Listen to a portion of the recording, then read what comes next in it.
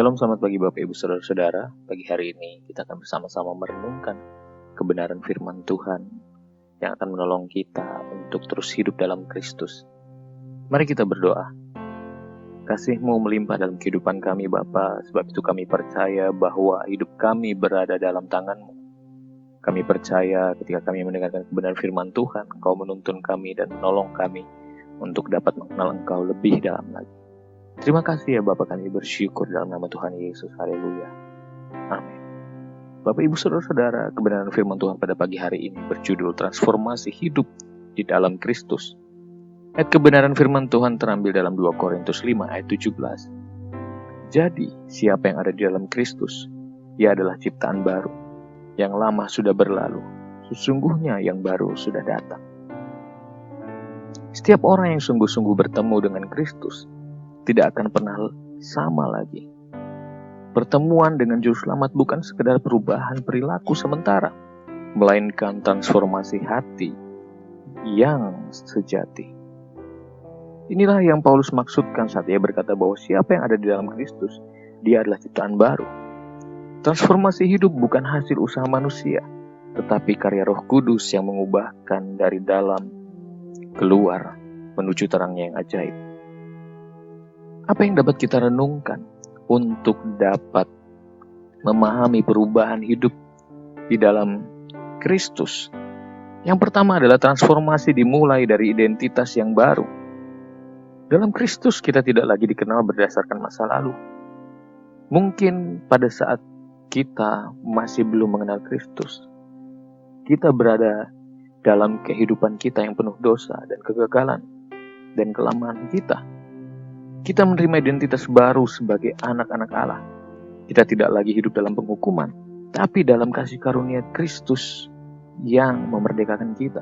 Tetapi semua orang yang menerimanya diberinya kuasa supaya menjadi anak-anak Allah.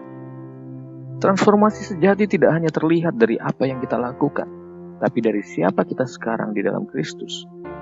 Kita bukan sekedar orang berdosa yang diperbaiki, tetapi ciptaan baru yang dihidupkan kembali di dalam Dia.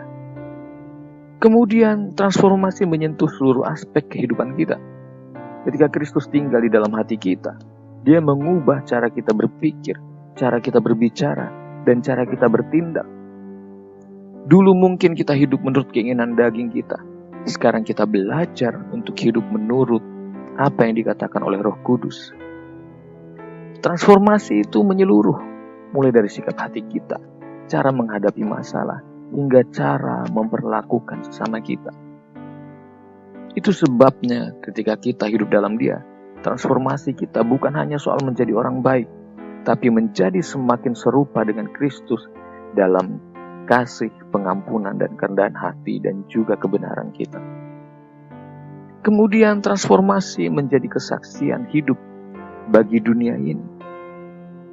Hidup yang diubahkan oleh Kristus tidak bisa disembunyikan.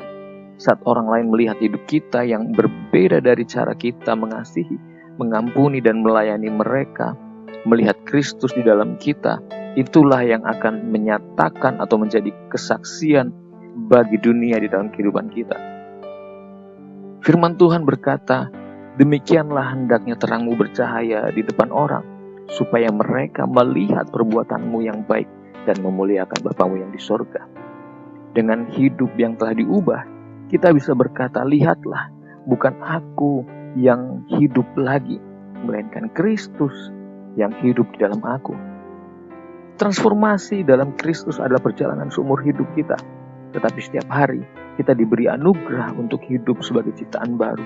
Bukan lagi terikat masa lalu, melainkan dibentuk untuk masa depan yang mulia. Kita hidup untuk Kristus, dan kita juga hidup oleh kasih karunia-Nya, sehingga kita bisa menyatakan bahwa Yesus Tuhan yang bertindak di atas segalanya. Melalui kesaksian kita, orang akan melihat bahwa kita benar-benar sudah diperbaharui oleh Kristus, sehingga kita berserah kepadanya. Dan apapun yang kita lakukan, tindakan kita itu merujuk kepada Kristus yang hidup di dalam kehidupan kita. Sehingga ketika kita menyatakan kasih-Nya, orang akan melihat perubahan itu sebagai karya Kristus yang luar biasa di dalam kehidupan kita. Mari kita berdoa bersama-sama untuk terus hidup di dalam transformasi yang sudah dilakukan oleh Kristus.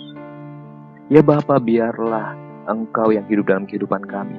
Bukan ego kami, bukan apa yang menjadi keinginan daging kami, tetapi biarlah Engkau yang hidup di dalam kehidupan kami, sehingga kami dapat berkata bahwa Engkau baik dan Engkaulah yang mengajarkan kami segalanya. Terima kasih Tuhan, biarlah tuntunan-Mu yang menolong kami untuk dapat hidup terus sebagai ciptaan baru yang akan menyenangkan dan memuliakan nama-Mu. Terpujilah nama-Mu Tuhan Yesus. Kami bersyukur untuk kasih karunia-Mu bagi kami. Haleluya. Amin. Terima kasih.